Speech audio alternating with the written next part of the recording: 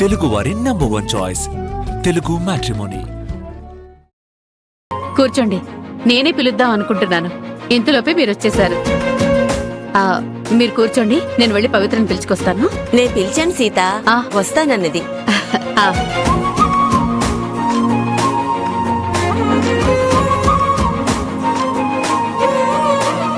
రా పవిత్ర,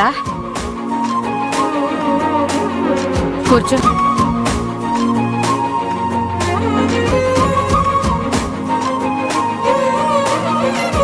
పవిత్ర, పవిత్ర ఇక్కడే ఉన్నావా? గుడికి వెళ్ళాను, ప్రసాదం తీసుకో. సీతమ్మ, నాన్నమ్మ, తాతయ్య వాళ్ళందరికీ ఇవ్వు. ప్రసాదం తీసుకో.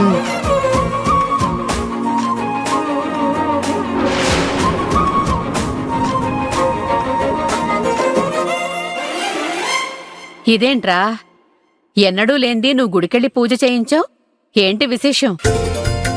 పవిత్ర నన్ను తిట్టుకున్నా సరే, తన సంతోషం కన్నా నాకేది ముఖ్యం కాదు కదా సీతమ్మ.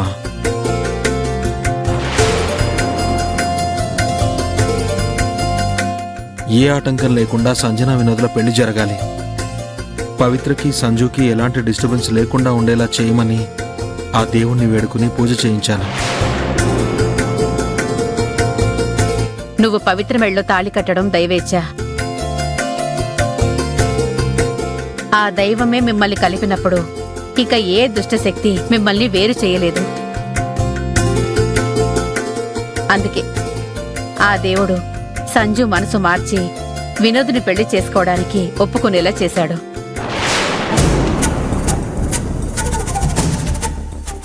సరే, అది నువ్వు కూర్చో, టిఫిన్ చెయ్యి. నాకు వద్దు సీతమ్మా. వాసుకి రా, నువ్వు కూడా టిఫిన్ చేద్దు గాని. నేనిప్పుడే జ్యూస్ తాగాను, టిఫిన్ తర్వాత తింటానులే.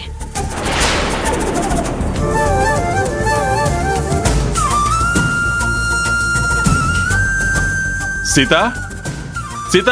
అన్నయ్య, ఏంటన్నయ్య చాలా సంతోషంగా ఉన్నారు? అవును సీత, చాలా చాలా సంతోషంగా ఉన్నాను. నువ్వు కరెక్ట్ టైంకి రియాక్ట్ అయ్యి చాలా మంచి పని చేశావు. చాలా రోజుల తర్వాత మిమ్మల్ని ఇంత ఆనందంగా చూస్తున్నాను. ఏంటి చక్రవర్తి గారు విషయం? సరోజ నాకు ఫోన్ చేసింది.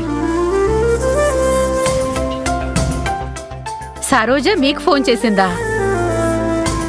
అది ఏ విషయమైనా సరే నాకే కదా ఫోన్ చేస్తుంది. ఇప్పుడు మీకెందుకు చేసింది? నాకు చెప్తే నా మనసు ఆనందంతో ఉప్పొంగిపోతుంది కాబట్టి అందుకే నాకు చేసింది. ఇంతకీ విషయం ఏంటి మావయ్య? వినోద్ని పెళ్లి చేసుకోవడానికి సంజు ఒప్పుకుందంట. అది ఆల్రెడీ తెలిసిన విషయమే కదా నాన్న. అసలు తను ఇప్పుడున్న సంతోషంలో అసలు విషయం తప్ప అన్నీ మాట్లాడుతున్నారు. అదైతే నిజమే. ఇప్పుడు చెప్తాను. రాజశేఖర్ కూడా సంజనాన్ని వినోద్కిచ్చి పెళ్లి చేయడానికి ఒప్పుకున్నాడు.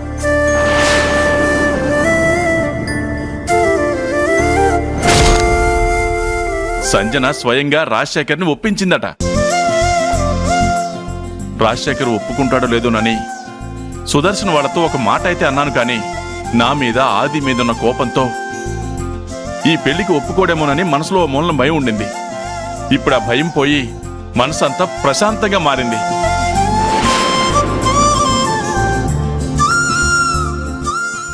అసలు సంజనకేమైంది? నిజంగానే మారిపోయిందా? తాను పెళ్లికి ఒప్పుకుందే కాక తండ్రిని కూడా ఒప్పించడమేంటి? అమ్మయ్యా, ఈ పెళ్లితో కాస్త ఎడమొహం పెడమొహంగా ఉన్న మన రెండు కుటుంబాలు మళ్ళీ కలిసిపోతాయి. నాకు చాలా తృప్తిగా ఉంది.